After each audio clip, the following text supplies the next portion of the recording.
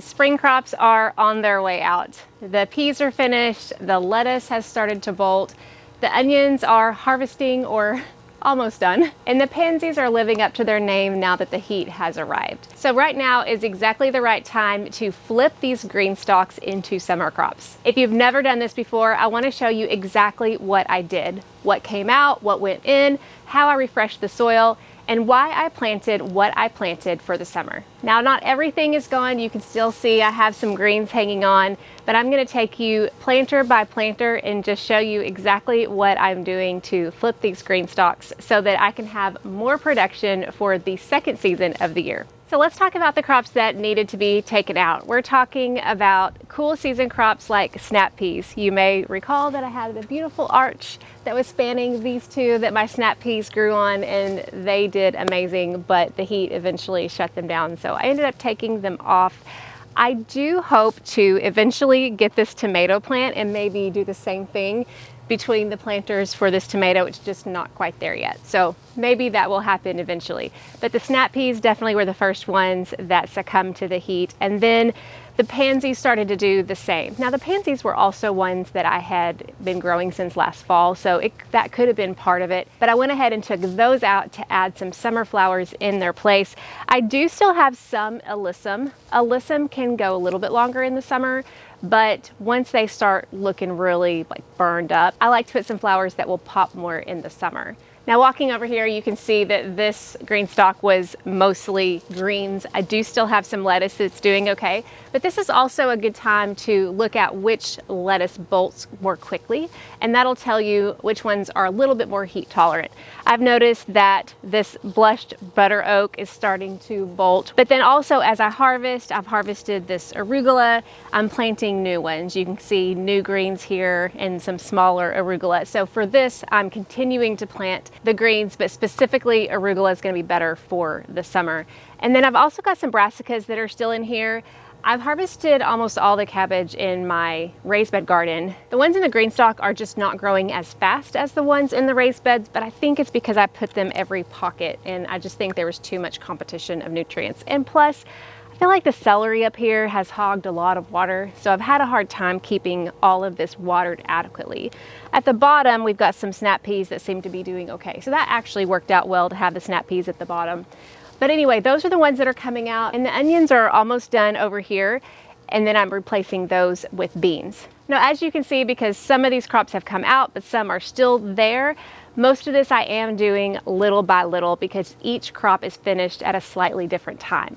And that does spread out the work just a little bit. But once a pocket is cleared, I take a moment to loosen the soil a bit with my fingers. It compacts over the season, so that helps to loosen it up for the roots of whatever's coming in next. Now, when it comes to changing out from one crop to another, this is the part that I get so many questions about, is how to refresh the soil when you're planting and growing 3 seasons worth of crops. Because I grow spring, summer, fall, some of these over the winter, such as my onions, they've been growing since last fall. And this is really important when you are growing in 3 seasons or more in your green stalk to keep refreshing them. So here's what I do. First, I top off each pocket with fresh potting mix. You'll notice that the pockets do lose soil volume over a season. They'll just start to compact a little bit.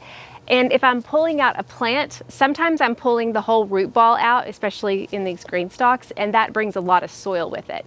So in that case, I'm putting fresh soil, and that gives the transplants that I plant or even the seeds that I sow some fresh potting mix to be able to establish into. Then I like to add more organic fertilizer, and lately I've been using Gaia Green. I like how the granules are more fine than some of the other fertilizers that I've used in the past, like Garden Tone and Plant Tone, which work really great, but I like the fineness of the Gaia Green. I really feel like it helps, especially in my green stalks. I've noticed a big difference in my crops since I started using that. It seems like they respond quicker with this. But the great news is that Gaia Green is organic and it's a slow release fertilizer, so it will continue adding nutrients over the season. Now, I'm not affiliated with Gaia Green at all. I just heard them recommended by someone. I bought it and I've really enjoyed it. I use probably about 1/4 cup or so per pocket, give or take, more or less. I'm eyeballing it most of the time, but I found that it's really been helpful. GreenStalks especially need to be considered as containers because we're watering them and the nutrients are leaching out, the plants are using them. They definitely need that extra bit of fertilizer with each planting if possible. Then if I'm planting transplants, I dip the transplant root ball in organic Rev. This is a plant growth stimulant I've used for many years and I found it especially helpful for transplanting. Now, Organic Rev has been a sponsor of the podcast for many years, so I do have an affiliation with them and I also have a discount code, so we'll put that in the description if you're interested in that. But I've been using it for probably 6 years or so. I've actually done side-by-side tests and I can also tell a huge difference in my transplant growth when I use it. But specifically the reason that it works is that it introduces beneficial microbes to the root zone, and that helps the transplant to establish faster. That's just one of the things it does, but that's one of the biggest benefits for using it in transplanting.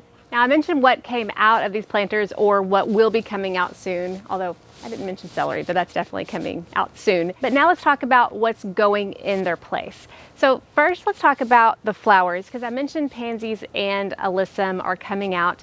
And what I want to replace them with are petunias and some small zinnias. So you can see these petunias here. These I actually bought as transplants because I wanted some pop of color. I love that bubblegum color with this lavender or lilac. Anyway, but that's what I have up here. But I also have petunias that I started from seeing myself that are going to be a lilac purple color. So they're just not blooming quite yet. I guess I need to dial in my plant timing on my petunias a little bit better. But those are all going in because they're warm season crops. And I really like zinnias, but I specifically am choosing smaller zinnias that are like 12 inches or below. I think Swizzle might be one of the varieties, and maybe double raspberry something. Anyway, but I specifically chose smaller zinnias. I haven't planted them in here yet. I think I'm gonna wait on these nasturtium to come out. This is a type of nasturtium, I've never grown it before, but it's called Cherry Jewel. And I don't know if there's some kind of disease issue. They just look a little different than the other ones that I normally go with. But nasturtium is also a flower that doesn't like the heat. It'll last a little bit longer, definitely longer than pansies, but it will eventually come out, and I'll probably plant the zinnias here when this nasturtium comes out. Another reason I'm planting the petunias is that I had a gardener friend tell me that they help prevent tomato hornworm. And I will say that one time that I planted petunias with tomatoes, I didn't have an issue with hornworm. So I'm repeating that to see if the same will hold true now. That leads me to the next crop I have right here is a tomato plant. And on this side, I have a cherry tomato plant. On the other side, I have a variety called Verona. It's a grape tomato. But I have learned that especially with the larger indeterminate, not larger fruited, but the indeterminate tomatoes, I really don't like to do more than 2 per tier because they're just going to take so much energy and so much nutrition. So I like to put them on opposite sides here. And then between them, I can put pollinating, attracting flowers like petunias, like I have here, eventually zinnias, in between the tomatoes. I also have some peppers, and just like I did with the tomatoes, I like to choose smaller fruited peppers. I feel like they do better. Although I know bell peppers can do fine, I just really like the smaller fruited one. We've got some jalapenos here that are already starting to fruit. And then finally, I have some sweet potatoes. So I just planted these the other day. I'm trying to hold them briefly with this trellis. I may eventually bring the big plant support, but they're not gonna be able to reach that quite yet. But just like tomatoes, I like to do just 2 of these per tier, just because they're going to take so much nutrients. Also, they're going to be growing their sweet potatoes in the GreenStalk, and so I want to give them plenty of room to do that. So I have one on this side and one on the opposite side. Okra, tomatoes, sweet potatoes, and then peppers are all great options for the summer planting, and they'll do well, especially spread out among the flowers. Over here in this GreenStalk, you see I still have some cabbage, but whenever something's coming out, like I have already harvested some of this cabbage, I'm putting in okra. Specifically, I'm growing Cajun Jewel okra because it is a dwarf variety. It only gets like 2 to 4 feet tall. I don't even know if I've ever had it go 4 feet, but I find that it's really good for this original planter here, and okra loves the heat. So I can put okra in my GreenStalks, and last year they did really well. So following something like cabbage or any other kind of cool season crop. Also, I have sweet peas down here, these snap peas. As soon as they come out, They haven't been bothered by the heat quite yet, like the ones that were on this trellis. But once they come out, I'll put okra here in the bottom tier so I can continue doing crops that love the heat in the summer. Now, a note on spacing that I hear a lot in the comments with the GreenStalk, the rule that I follow with some of these larger plants is 1 large plant per pocket. Tomatoes is just 1 per pocket, peppers 1 per pocket, okra, sweet potatoes, the same thing. You can see how I've done this, celery, cool season crop, but anything that's larger, I'm gonna do 1 per pocket, and on some of them I'll only do a couple per tier, as you saw before. But moving over here, you can see some example of smaller crops like arugula, like some of my greens. They're going to be like scatter sowing seeds so that I get quite a few in 1 pocket. For bush beans, I'll do about 3 per pocket, so I'll plant usually 3 to 4 seeds, and then I'll do 3 or 4 per pocket. And this is another example. All of this was onions. Once I harvest onions, I'm immediately planting bush bean seeds here. And in my Arkansas climate, if I wanted to, I could do 2 bush bean successions in the summer because they grow and they harvest really fast, less than 40 days in the height of the summer, I think partly because the days are so long. But that's an option, especially if you've harvested anything that's cool season crop. You have plenty of time in most places to get at least 1, if not 2 successions of bush beans in that place. And you can grow bush beans either in the original planter or in the leaf planter like you see here. Now there's a few things that you need to know going into the summer, and this little petunia plant here that needs a little bit of water is an example here. Watering frequency definitely goes up. In the heat of summer, I'm checking very frequently. If you're manually watering, of course, you're going to add your water to the GreenStalk reservoir, and it does hold quite a bit. But if you get into these 95-degree days, these GreenStalk planters will dry out pretty quickly, especially the upper tiers that are gonna have more access to sunlight. Now, I don't like to manually water my GreenStalks every day, especially since I've got like 6 now. I don't want to do that every day. That's just not my idea of fun. So I now have the GreenStalk spring watering system, which automatically waters these GreenStalks. I have it set to a timer so that the water comes on every day in the summer for about 3 minutes. I usually will time it to see how long it takes to get full and then be able to drain out. But for me, it's been about 3 minutes with our water pressure. Definitely check that out. But it's definitely a help to not have to worry about it and then not have to lug a hose around, which is why I really like this. But I do definitely have to keep an eye on watering, especially with my larger fruiting crops. They need a lot. But I will say that when I'm growing like arugula in the summer, I have noticed that it's very easy to overwater.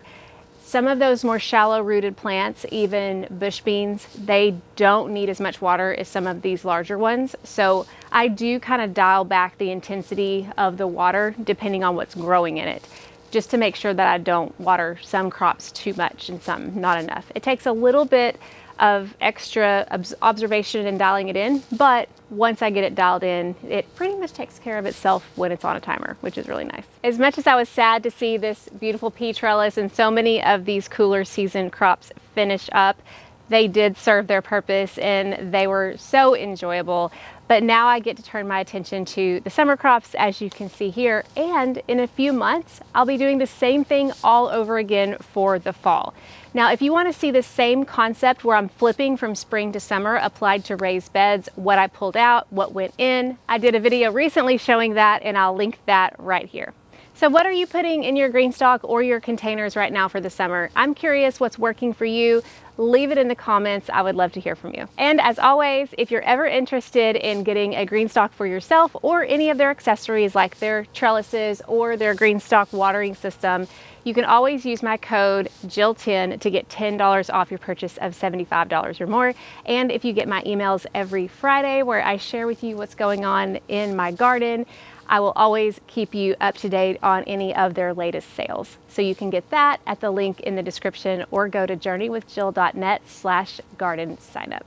I hope you're having a great gardening season this year.